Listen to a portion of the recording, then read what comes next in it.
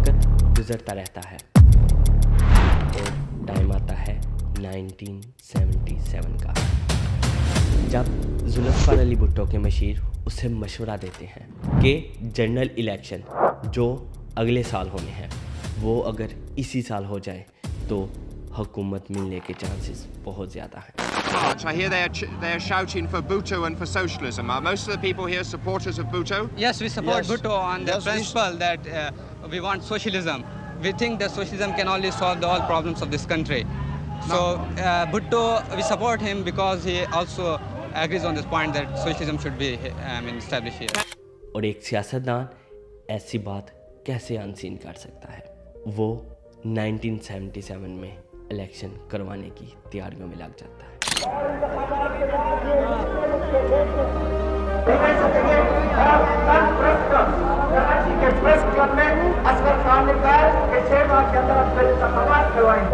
उनकी कनेक्शन थी।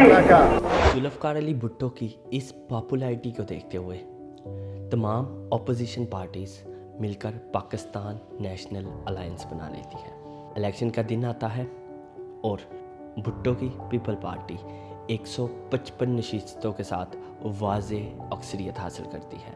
पीएनए सिर्फ 35 सीट जीतती है।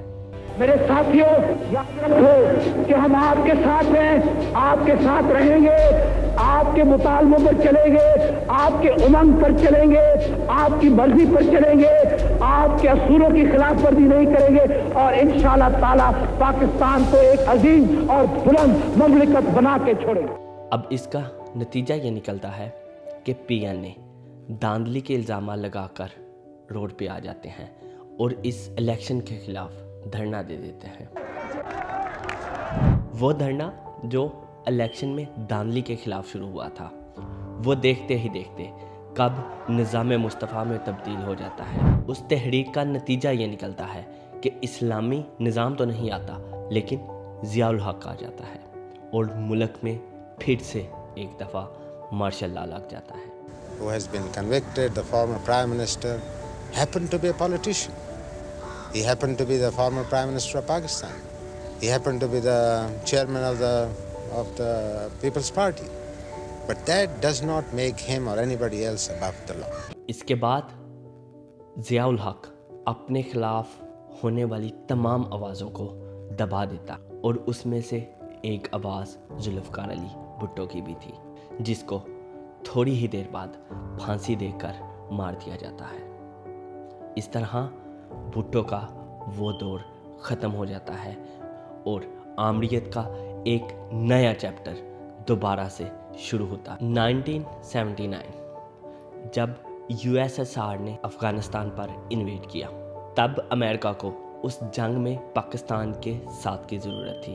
वो पाकिस्तानी ज़मीन को यूएसएसआर के ख़िलाफ़ इस्तेमाल करना चाहता था और इस मकसद के लिए जब अमेरिकन्स ने ज़िया उल हक को अप्रोच किया तो उसे $400 मिलियन की ऑफ़र की, लेकिन ज़िया उल हक ने ये अमाउंट बहुत कम कहकर ठुकरा दी। बाद में ज़िया उल हक $3.2 बिलियन लेकर इस जंग में जाने की हामी भर लेता है।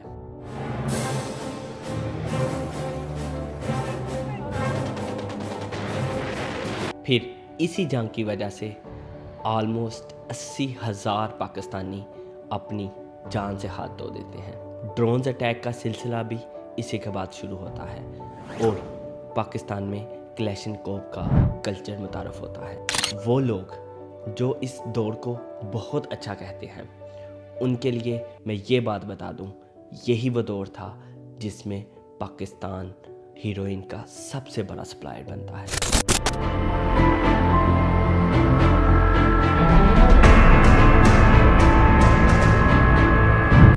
इस दौर में फ़िरका वारियत को बहुत ज़्यादा फ़रोग़ मिलता है और उस फ़िरका वारियत की वजह से ये मुल्क मिसले जहन्नम बन जाता है।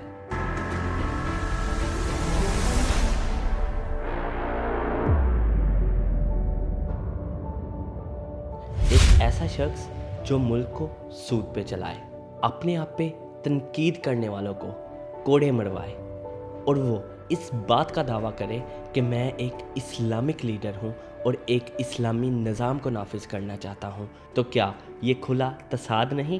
وہ اقتدار جو صرف 90 دن کے لیے تھا، وہ 11 سال بعد 17 اگست 1988 کو ان کی موت کے ساتھ ختم ہوا، جب ان کا جہاز ہوا میں کریش ہو گیا۔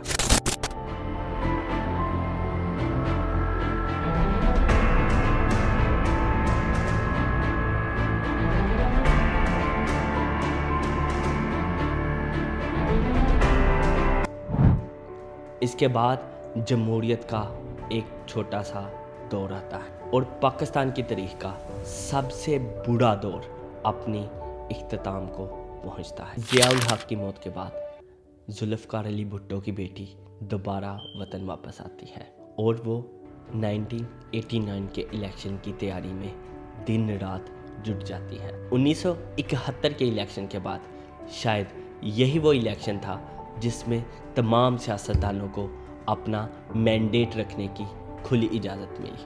بے نظیر بھٹو کی پاپولیرٹی کو دیکھتے ہوئے سب کو ایسا لگ رہا تھا کہ بے نظیر ایک واضح اکثریت لے جائے گی۔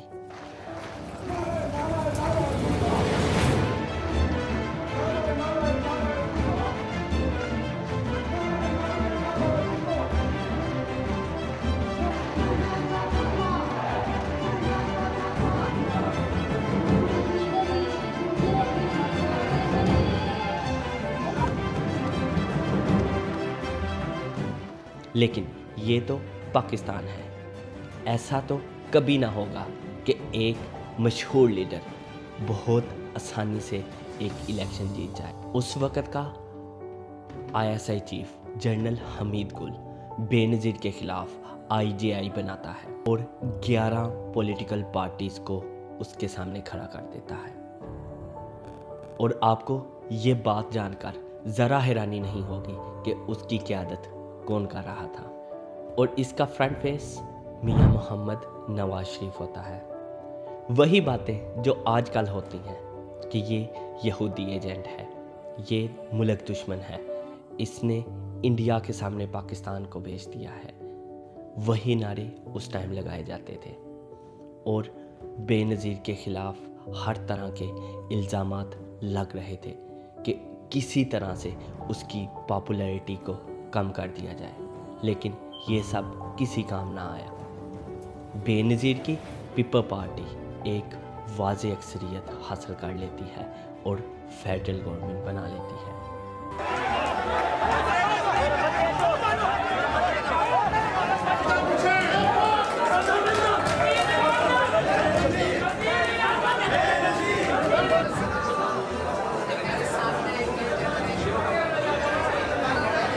First announced that he's going to hold elections in February. So he tried to allay people's suspicions that emergency had been imposed for a year. It had been imposed for a year. But seeing the people's anger, General Musharraf reviewed that stance. And when February was not sufficient to diffuse the people's anger, he changed the date.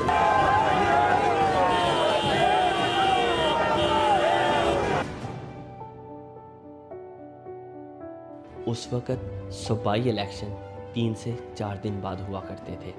بے نظیر ایک بیان کی وجہ سے یہ election ہار جاتی ہے۔ نیشنل اسمبلی میں جیتنے کے بعد بے نظیر نے یہ کہا کہ کوئی پنجابی ہمارا لیڈر کیسے ہو سکتا ہے۔ بے نظیر کا صرف یہ کہنا ہی تھا کہ راتوں رات گلی محلے کی دیواروں پہ یہ لکھ دیا جاتا ہے کہ جاگ پنجابی جاگ، تیری پگ نو لگ گیا داغ، اور یہ بات اتنی آگ پکڑتی ہے کہ بے نظیر کی پیپل پارٹی پنجاب میں اپنا الیکشن ہار جاتی ہے اور وہاں پہ IGI اپنی صوبائی حکومت بناتی ہے اور میاں محمد Nawaz Sharif chief minister of Punjab بن جاتے ہیں۔ اس کے بعد بے نظیر بھٹو مسلم دنیا کی سب سے پہلی خاتون وزیر اعظم بنتی ہے۔ She is the first woman to lead a Muslim state, and more often regarded by her supporters as a saint rather than a politician.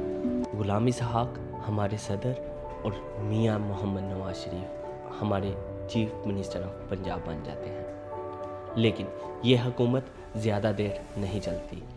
1990 میں صدر غلام اسحاق خان کے تعلقات بے نظیر بھٹو کے ساتھ बहुत ख़राब हो जाती हैं। इसी बात की वजह से वो सेक्शन 58(2)B लगाकर बेनज़ीर की गवर्नमेंट को बर्खास्त कर देता है और सारी असम्बलियाँ तोड़ देता है। इसके बाद मियाँ मोहम्मद नवाज शरीफ एक वाज़ेह अक्सरियत के साथ नेशनल असम्बली में आता है, लेकिन सिर्फ 3 साल बाद यही सेक्शन लगाकर गढ़ भेज दिया जाता है और पाकिस्तान की जमहूरियत को एक दफ़ा फिर से मजाक बना दिया जाता है। लेकिन खुदा का करना ऐसा होता है कि 3 साल बाद मुल्क के हालात को देखते हुए फ़ारूक लगारी दोबारा इस हुकूमत को ख़त्म कर देता है।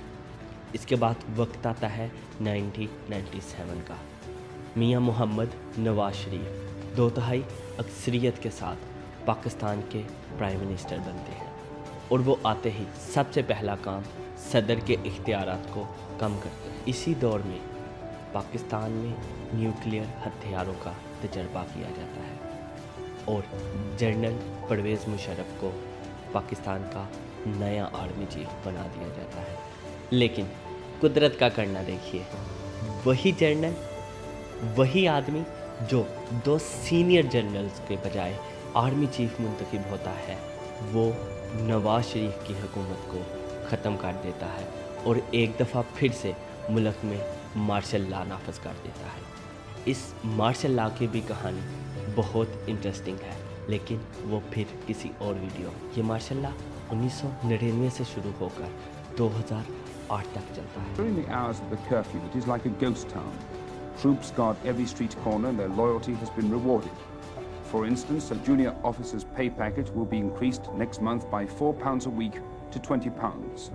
लेकिन फिर वक्त आता है 2008 के इलेक्शंस का। बेनज़ीर भुट्टो मुल्क वापस आती है और दिसंबर 2007 में एक इलेक्शन कैंपेन के दौरान बेनज़ीर का कत्ल कर दिया जाता है।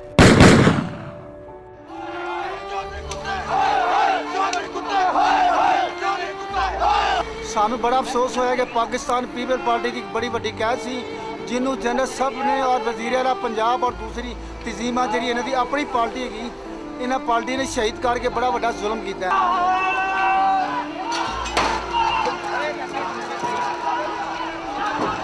इसके बाद 2008 में पीपल पार्टी अपनी हुकूमत बनाती है, जिसमें सदर आसफ अली जरदारी बनते हैं और यूसुफ रज़ा गिलानी को पाकिस्तान का प्राइम मिनिस्टर बना दिया जाता है। ये वही दौर था जिसमें बेरोज़गारी, एनर्जी का बहरान, दहशतगर्दी और महंगाई ने गरीब आवाम की कमर तोड़ दी। ये वही टाइम था जिसमें अमेरिकन पाकिस्तान की सरजमीन में घुसकर उसामा बिन लादेन को कत्ल करते हैं, जिसमें रेंटल पावर प्रोजेक्ट स्कैम होता है, हज करप्शन स्कैम होता है। ये सब कुछ जरदारी दौर की कहानियाँ हैं। जब ये दौर अपने इख्तिताम को पहुँचता है तो पाकिस्तान का कर्ज $6 बिलियन से बढ़कर $16 बिलियन तक चला जाता है। इसके बाद वक्त आता है 2013 का, जिसमें पीपल पार्टी और PMLN की जगह एक और पार्टी तब्दीली का नारा लगाते हुए मैदान में उतरती है। उस पार्टी को नौजवानों की एक बहुत बड़ी तादाद सपोर्ट कर रही थी। बदकिस्मती से वो जमात इलेक्शन जीत तो नहीं पाती, वो अपोजिशन में बैठकर मौजूदा हुकूमत को बहुत टफ टाइम देती है।